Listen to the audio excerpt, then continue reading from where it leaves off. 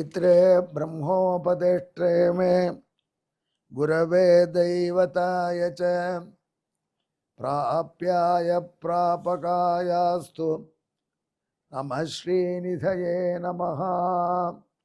नमो वेंकटेशाय वेंकटत्वरैवार्क नमः।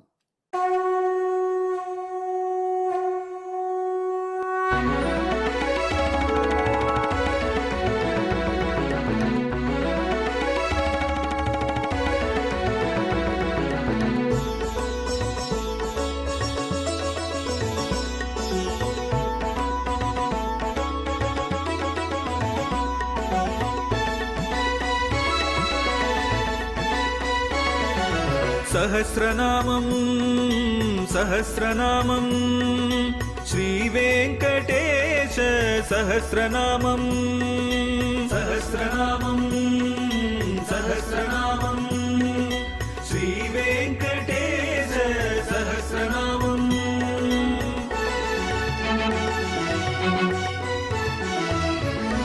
உலகில் கலிவினை தோஷம் அகற்றும் நாமம் சஹஸ்ரநாமம். உயர்வுகளை வாழ்வில் அளிக்கும் நாமம் சஹஸ்ரநாமம். திருமலையில் தினம் அர்ச்சனை நடைபெறும் நாமம் சஹஸ்ரநாமம். திருவேங்கடனின் தரிசனம் காட்டும் நாமம் சஹஸ்ரநாமம். சகஸ்ரநாமம் சகஸ்ரநாமம் श्रीवेंकटेश सहस्रनामं सहस्रनामं सहस्रनामं श्रीवेंकटेश सहस्रनामं। அன்பர்களே வணக்கம். இப்பொழுது நாம் ஸ்ரீ வெங்கடேச திவ்ய சகஸ்ரநாமத்திலே 666வது திருநாமத்தை அனுபவிக்க போகிறோம். இது மகாபோகி. மகாபோகி என்றால்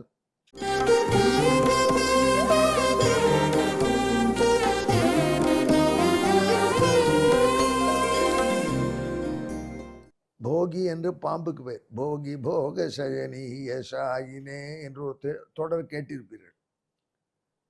இது முகுந்த மாலையில் வரக்கூடிய தொடர். போகியினுடைய போகத்திலே பள்ளி கொண்டிருப்பவன் போகி என்று பாம்புக்கு பெயர். பாம்பின் உடலுக்கே போகம் என்று பெயர். அவ்வளவு குளிர்ச்சியாக அவ்வளவு மென்மையாக இருப்பதை வைத்து படுக்க அப்படி இருக்கணும். படுக்கையில் படுத்தோம்னா அந்த குளிர்ச்சி நம்ம அப்படியே கண்ணெல்லாம் குளிர வைக்கணும். அந்த மென்மை நமக்கு தூக்கத்தை வர வைக்கணும். அது ரெண்டும் பாம்பு கிட்ட இருந்துச்சு தெரியுது நமக்கு. ஆனால் படுக்கை விஷம் கேட்கக்கூடாது நமக்கு. ஆனால் எம்பெருமானுக்கு விஷமும் அமுதம் தான் அவனுக்கு. அதில் எம்பெருமான் நச்சராவணை துயின்ற நாராயணனாக பள்ளி கொண்டிருக்கான். அதில் ஆதிசேஷ பகவானுக்கே மகாபோகி பெரும் போகி என்று பெயர். பாம்பின் உடலை போகம் என்றார்கள். அந்த உடலை உடைய பாம்பை போகி என்றார்கள். திருவேங்கடமுடைய யானையே மகாபோகி என்ற திருநாமத்தாலே அழைக்கிறார் இப்பொழுது நாரத பகவான். இந்த மகாபோகியாக எம்பெருமான் எங்கே காட்சி தருகிறான்? பெரும் போகத்தை உடைய சர்ப்பமாக பாம்பாக பகவான் 108 திவ்ய தேசங்களிலே தனக்கே உரிய பெருமையோடு ஒரு திவ்ய தேசத்திலே காட்சி தருகிறார். காஞ்சிபுரம் உலகளந்த பெருமாள் சன்னதியில் உலகளந்த பெருமாள் மேற்கு நோக்கி இருக்காருன்னா அவருடைய வலதுகை பக்கத்தில் இப்படி பாம்பு வடிவத்தில் எம்பெருமான் எழுந்தொழியிருக்கான். உரகன் என்றால் பாம்பு, உரஸ் என்றால் வயறு, உரகன் என்றால் வயத்தாலே பாம்புக்கு தான் கால் கிடையாது, அது வயத்திலான ஊர்ந்து போகிறது. அதனால் சமஸ்கிருதத்தில் பாம்புக்கு உரகம் என்று பெயர் வைத்தார். அந்த உரகனாகவே பகவான் காட்சி தரும் இடம் அது ஊரகம். உரகம்னு உரகக்ஷேத்திரம், ஊரகக்ஷேத்திரம் ஆயிடுச்சு. இந்த பெருமாள் பெரிய வரப்பிரசாதியாக குலாவப்படுகிறார். இந்த காலத்தில் தான் மக்களுக்கு பெருமாள்கிட்ட நம்பிக்கை இருக்கோ, தர்மத்துக்கிட்ட நம்பிக்கை இருக்கோ, அனுஷ்டானத்தில் நம்பிக்கை இருக்கோ, ஆச்சாரத்தில் நம்பிக்கை இருக்கோ தெரியாது. ஆனால் ஜாதகத்தில் மட்டும் ரொம்ப ரொம்ப ரொம்ப ரொம்ப டு தி பவர் என் நம்பிக்கை. அதனால் மக்களுக்கு ஜாதகத்தில் இந்த குண்டலினி கட்டத்தில் சொல்லிவிட்டு ஏதாவது தகராறுனா அதுவும் ஜாதகத்தில் சொல்லியிருக்கு. காலசர்ப்ப தோஷம் என்று ராகு கேது ரெண்டும் படுத்துறது அப்படின்னு ஜோசியர் சொல்லிட்டாருன்னா உடனே பகவான் சரணமடை வருவார். அதனால் பகவானே சர்ப்ப வடிவத்தில் இருக்கக்கூடிய இந்த உரகக்ஷேத்திரம், ஊரக க்ஷேத்திரம், உலகளந்தான் கோயில், உலகளந்த பெருமாள் கோயில் பக்கத்தில் உள்ள க்ஷேத்திரம். இங்கே அந்த பெருமானுக்கு மிக மதிப்போட அபிஷேகங்கள்லாம் நடக்கின்றன. அப்பேற்பட்ட உரக வடிவத்திலே எம்பெருமான் இங்கே மகாபோகியாக காட்சியளிக்கிறான். ஏன் இப்படி அந்த ஊரில் மட்டும் காட்சி அளித்தான்? எம்பெருமான் மகாபலி கிட்ட யாச்சகம் கேட்டான். 3 அடி மண் எனக்கு தா. இந்த கதை அடிக்கடி நம்ம சொல்கிறோம். நாம ஏன் சொல்கிறோம்? வேதமே அடிக்கடி சொல்கிறோம். இதம் விஷ்ணுர் விசக்ரமே திரேதா நிததே பதம் சமூடமஸ்யவாகும் சுரே என்று திருப்பி திருப்பி சொல்லும். இந்த எம்பெருமான் மண்ணளந்த கதை, நிலமளந்த நீடுயர்ந்த நெடுமான். அவனை சேவிக்க வேண்டும் என்று தவம் பண்ணினான் மகாபலியே. என்னை எப்படி நீ வசப்படுத்தினாய்? வாமனனாக வந்து நீ எப்படி திரிவிக்கிரமனாய் உலக அளந்தாய்? அந்த சேவை ஒரு தடவை காட்டுன்னா. ஏண்டா உங்கள்கிட்ட தானே பிடிச்சிட்டேன், நீ தானே பார்த்தேன்னார் பகவான். அப்போ நான் டென்ஷனில் இருந்தேன். என்னுடைய சொத்து உலகம் அப்படின்னு அது போகிறதே அப்படின்னு அந்த அறியாமல் ஒரு டென்ஷன் இருந்தது. அதனால் மாயக்கூத்தனாக நீ வாமனனாக வந்து திரிவிக்ரமாக வளர்ந்த அந்த அவதாரத்தை ரசித்து பார்க்கப்படுது. அதனால் எனக்காக ஒரு ஆக்ஷன் ரீப்ளை போடுன்னு கேட்டேன். நாம் கூட இப்போல்லாம் அப்படித்தானே பண்ணுறோம். மேட்ச் முழுக்க பார்க்குறா, அது 1.5-2 மணி நேரம் செலவழித்து பார்த்துட்டா. அதுக்கப்புறம் மறுபடியும் ஹைலைட்ஸை போன்னு பார்க்குறேன். நான் அதை சில காட்சி விட்டேன் சார், அந்த பவுண்டரியை பார்க்கணும் சார். நாம் இந்த மாதிரி சின்ன விஷயங்களில் ஈடுபாடு. மகாபலி பாவம் தன்னை எம்பெருமான் வசீகரித்த பொழுது அந்த நிலம் அளப்பதற்காக நீடுயர்ந்த நெடுமால் அந்த காட்சியை மீண்டும் காட்ட வேண்டும் என்று ஆசைப்பட்டார். பகவான் சொன்னார், நீ காஞ்சிபுரத்தில் தபஸ் பண்ணு, வந்து கொஞ்ச நாள் ஜெயிலில் இருந்தாலும் உங்கள் பறையில் விடுதலை கொடுக்குறேன், காஞ்சிபுரம் வா. ஏன்னா மகாபலி வந்து பவுன்சிங் செக் கொடுத்துட்டான். 3 அடி மண்ணு தரேன்னு சொன்னாங்கனால கொடுக்க முடியல. ஏன்னா எம்பெருமான் குட்டிக்கால காமிச்சு கேட்டான். ஆனால் தந்தேன்ன பிற்பாடு பெரிய நெடிய உருவத்தில் ஒரு பாதமே உலகம் முழுக்க வச்சுட்டான், இன்னொரு பாதத்தை விண்ணுலம் வச்சுட்டான். மகாபலிக்கு சொத்து அவ்வளோதான், வேற இல்லை. அதனால் மகாபலி கொடுத்த தானம் 3/2 பங்கு தான் நிறைவேறிச்சு. பவுன்சிங் செக் கொடுத்த மாதிரி ஆயிடுச்சு. அதனால் உன்னை தூக்கி கிரிமினல் கேஸில் போட்டு உன்னை ஜெயிலில் போட வேண்டியதுன்னு பாதாளத்தில் போட்டிருக்கான். இருந்தாலும் பகவான் அப்பொழுது கொஞ்சம் அவனை பெரோலில் வெளில வர அலோவ் பண்ணும். நல்ல கான்டாக்ட் உள்ள கைதி, பெரிய ஆளு, விஐபி, ஏசி ஃபஸ்ட் கிளாஸ் ஜெயிலில் இருக்கிறோம். அப்படியே ஆவணி ஆகட்டத்துக்கு ஆவணி ஆகட்டும், ஓணத்துக்கு ஓணம் கேரளாவுக்கு வந்துட்டு போகிறதாக மக்கள் நம்புறேன்.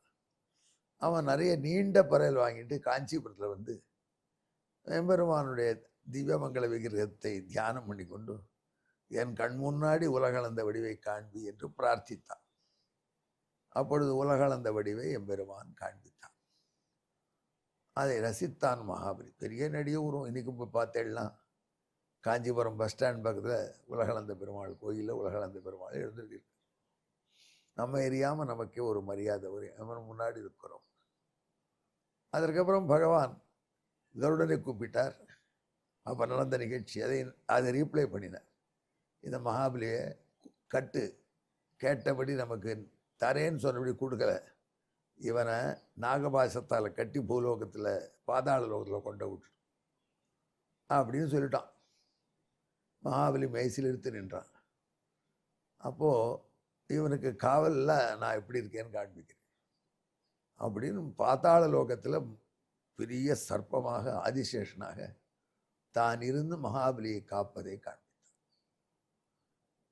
தான் தான் அந்த சர்ப்பமாக இருக்கான், தான் தான் அந்த பாம்பாக இருக்கான், தான் தான் அந்த போகியாக இருக்கான். அதனால் போகிகளுக்குள்ள உயர்ந்த மகாபோகி தான் தான் என்று சர்ப்ப வடிவத்திலே என் பெருமான் காட்சி அளித்தான். மெய்சிலிருத்து போனான் மகாபலி. அப்பா, உன்னை பாதாள லோகத்தில் நான் ரட்சிக்கிறேன். இந்த உலகத்திலையும் பல பேர் பாதாளத்தில் மாட்டிக்கிறாங்க. ஹாரஸ்கோப் பாதாளம் அப்படின்னு ஜாதக பாதாளம் இதில் மாட்டிக்கிறாங்க. அவங்களுக்கு வந்து சொல்கிறாங்க, காலசர்ப்ப தோஷம் வந்துடுச்சுன்னு பயமுறுத்துறாங்க. அவங்களுக்கெல்லாம் ஆறுதல் குளிக்கிறதுக்காக நான் இப்படி மகாபோகியாக சேவை சாதி. எப்படி உனக்கு பாதுகாப்பு நான் அப்படி அவர்களையும் பாதுகாத்தருள்வேன் என்று மகாபலிக்கு சொல்லி எம்பெருமான் மகாபோகியாக என்றும் அந்த கோயிலே காட்சி தருகிறார். அதை நாரத பகவான் சொல்றார். நம்ம வசிஷ்டருக்கு எம்பெருமான் மகாபலியை ஜெயிலில் போட்டான்னு நினைக்காத, மகாபலிக்கு தானே காவலாக ரட்சகனாக நின்றான். சாதாரண ரட்சகன் இல்லை. ராவணன் திக்விஜயம் பண்ண பொழுது பாதாளத்திலே வந்து மகாபலியை தாக்க வந்த பொழுது அவன் காலை பலான்னு ஒரு பாம்பு கடிச்சு கொடுத்து கையில் இருக்கிற ஆயுதத்தை உரி மகாபலி அடிக்கணும்னு வந்திருக்கான். என்ன பாம்புன்னு நடிக்கிறதுக்குள்ள அங்கே காவல்காரன் அந்த கூர்காவாக இருந்த நாராயணன் விஷக்சேனன் தன்னுடைய கையில் உள்ள பெரம்பால் அவனை ஓங்கி ஒரு அடி அடித்து அந்த பெரம்பிலேயே அவனை சுத்த வச்சு டபால் லங்கையில் கொண்டு விட்டார். அதனால் அப்பேற்பட்ட ரட்சகனான மகாபோகி தியானம் பண்ணுங்கள், உங்களுக்கு எந்தவித ஆபத்தும் வராது. இந்த திருநாமத்துக்கு பின்னணி ஸ்லோகம் கேளுங்கள்.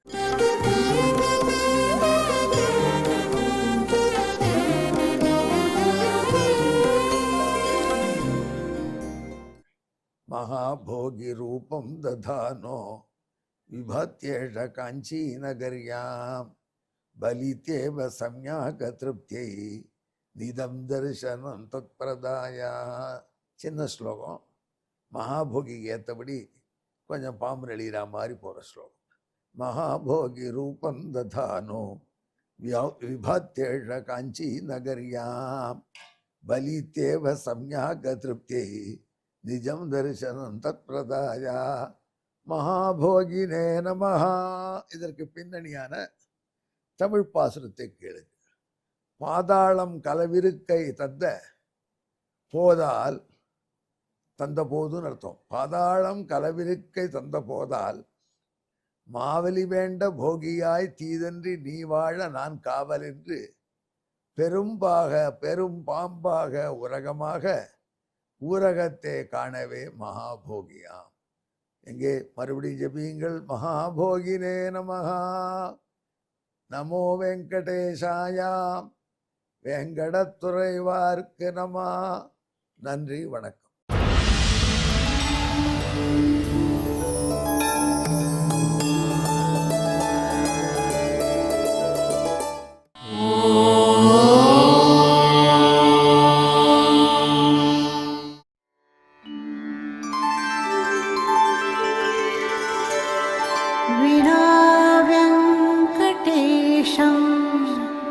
ननाथो ननाथः सदा वेङ्कटेशं स्मरामि स्मरामि.